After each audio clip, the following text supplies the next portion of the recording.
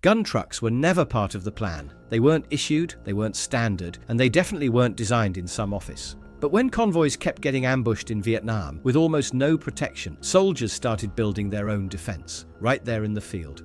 One of the turning points came after a particularly bad ambush in 1967. We'll get to that story in a moment. First, it's important to understand how things got to that point. By the late 1960s, US forces in Vietnam were stretched across remote bases, and the only way to keep them supplied was by road.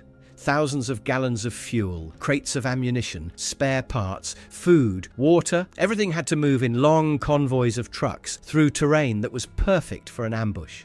The roads were narrow, often unpaved, twisting through mountains and dense jungle. Names like Devil's Hairpin and Death Valley weren't exaggerations.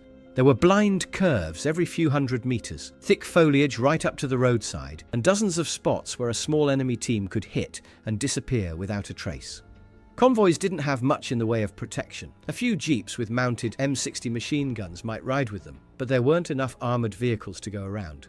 Tanks and APCs were needed elsewhere, closer to the front lines, so supply trucks were mostly left on their own.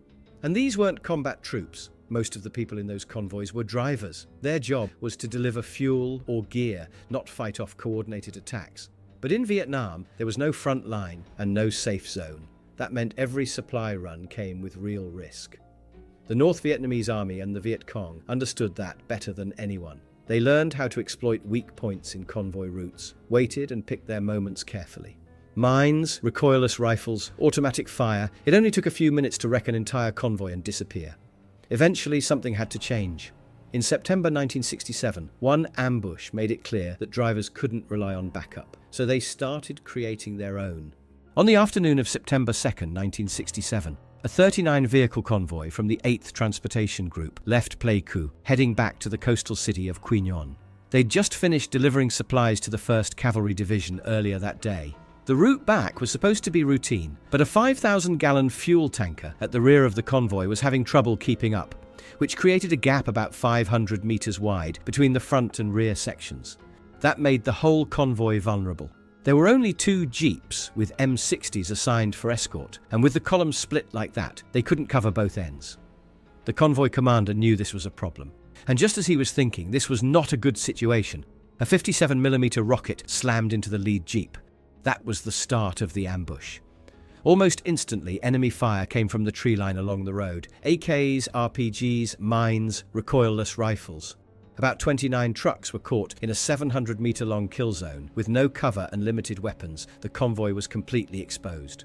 One of the biggest dangers was the fuel tanker at the rear. It was directly hit and caught fire. Somehow, it didn't explode, but that was just luck. Disabled vehicles started piling up fast.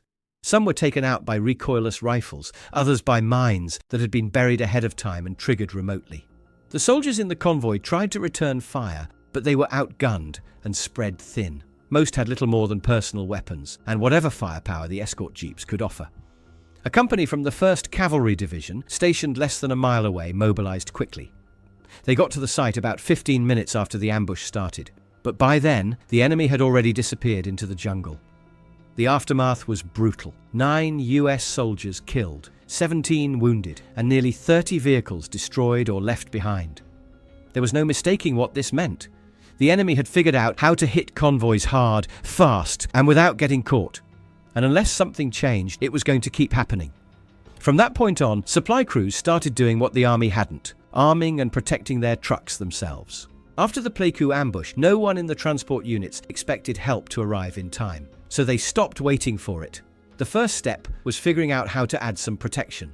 Most of the cargo trucks were 2.5-ton M35s, basic haulers with no armor. Crews started by lining the truck beds with sandbags and sheets of plywood. It was better than nothing, but not by much. The sandbags got soaked in the rain, turned into dead weight, and overloaded the suspension. Trucks became harder to steer, slower to brake, and sometimes the extra weight even snapped axles. The next idea was welding on steel plates, actual armor. Problem was, steel wasn't easy to come by, so crews got creative. If another unit had spare material lying around, it might go missing overnight. Sometimes it wasn't even spare, it was just taken. No one really asked questions. If it meant surviving the next convoy run, that was enough. They started building what became known as the gun box. 4 steel walls welded around the cargo bed, high enough to give cover to the gunners inside. Some designs added a second layer of steel with a gap between them, which helped reduce damage from explosives and armor-piercing rounds. The engine bay, fuel tank, and cab floor were also reinforced, giving the driver at least some protection against mines. Eventually, the heavier M54 5-ton trucks became the preferred platform. They could handle more weight and more firepower without falling apart. The 51 dump trucks were also used. And then someone had an idea that looked ridiculous but actually worked. They mounted the armoured hull of a damaged M113 APC onto the back of a truck. They stripped out the engine and tracks, just kept the armoured shell and bolted it down. It gave the crew better protection and a solid platform for mounting weapons, but it wasn't perfect. The added weight made the truck top-heavy, and it handled poorly, especially on rough terrain or sharp turns. Still, in a firefight, the trade-off was worth it.